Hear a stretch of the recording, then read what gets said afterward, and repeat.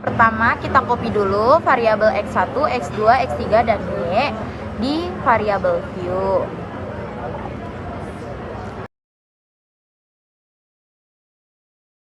Lalu kita di label copy lagi seperti di name.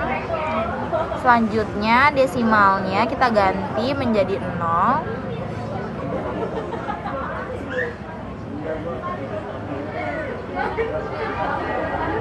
Setelah itu di measure-nya kita ganti menjadi scale.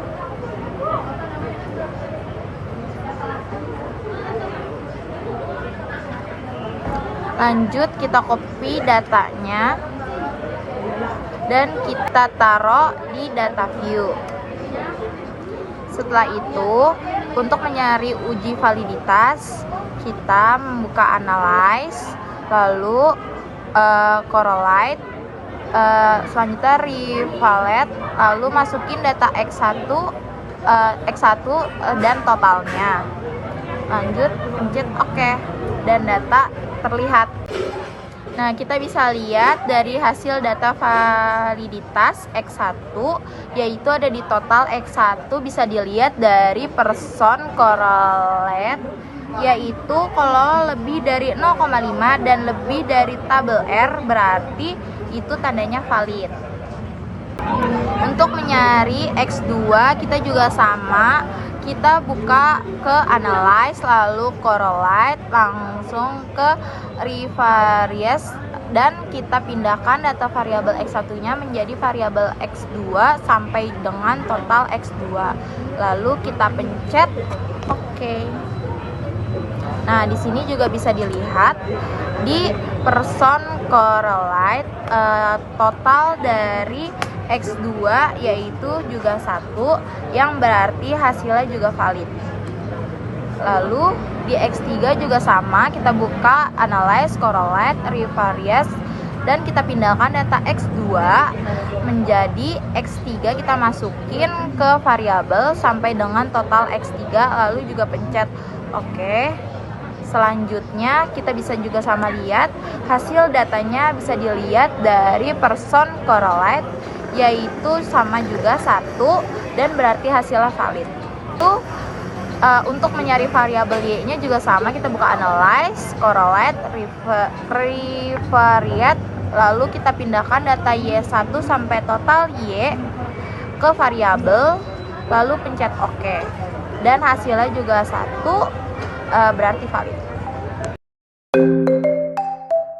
Buka analyze, lalu buka scale, buka reliability, masukkan data X1, X2, dan Y, tapi totalnya tidak usah di items, dan pencet OK. Nah, data bisa dilihat kalau di reliability kalau misalnya datanya reliable.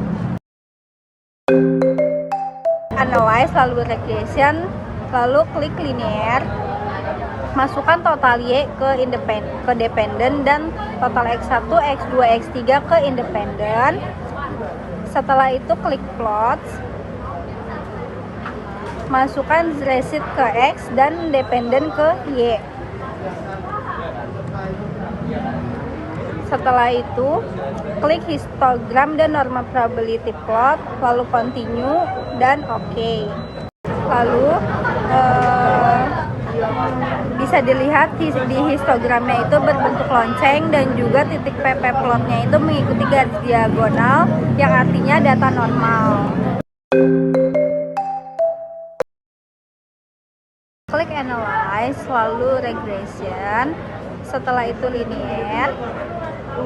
Dengan data yang tadi itu klik save, lalu checklist di residual itu yang standardized, lalu klik continue, habis itu analyze, lalu ke non-parametric test, lalu ke legacy dialogs, pilih yang satu sampel KS, masukin standardized residual ke test variable list.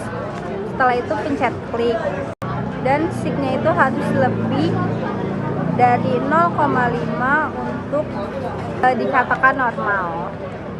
dan di situ hasilnya adalah 0,200. Analyze, setelah itu regression, lalu klik linear, klik statistik, klik spot dan partial correlation dan collinearity diagnostic. Setelah itu klik continue, lalu klik OK, dan bisa dilihat harus lebih dari 0,1 WF dan kurang dari 10 ya, artinya tidak terjadi multikolinearitas. Dan ini untuk hasilnya. Analyze, regression, linear, kemudian klik plots, kemudian masukkan Z-sheet ke Y dan spread ke X, continue, kemudian OK. Di sini bisa dilihat di diagramnya itu titiknya menyebar secara acak dan tidak membentuk pola, yang artinya bebas heteroskedastisitas. Analyze, regression, linear, save, kemudian ke residual, klik unstandardized, klik continue, klik OK. Kemudian lanjut ke transform, klik compute variable, masukkan target variable, mengetik abbreviate, numeriknya itu numeric expression itu ketik ABS dalam kurung res 1, kemudian klik AL dan ABS, klik OK. Di sini bisa dilihat itu ada hasil abbreviate-nya.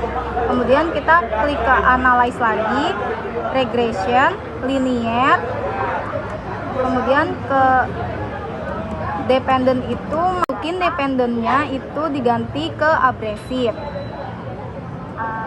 Selanjutnya klik OK. Di sini bisa dilihat di koefisien, di konstan, di tempat sig, yaitu harus melebihi dari 0,5. Di sini konstannya itu 0,107 dan untuk total X1 dan X3-nya itu juga melebihi dari 0,05 yang artinya bebas heteroskedastisitas. Analyze, regression, lalu linear, lalu ke statis. Kita centang estimate sama Darwin-Western, new, lalu klik OK. Untuk korelasi sudah ada itu 1,606 itu tidak autokorelasi, dan uji T-nya itu hasil menunjukkan bahwa variabel X1 tidak berpengaruh signifikan terhadap Y karena nilainya 0,695.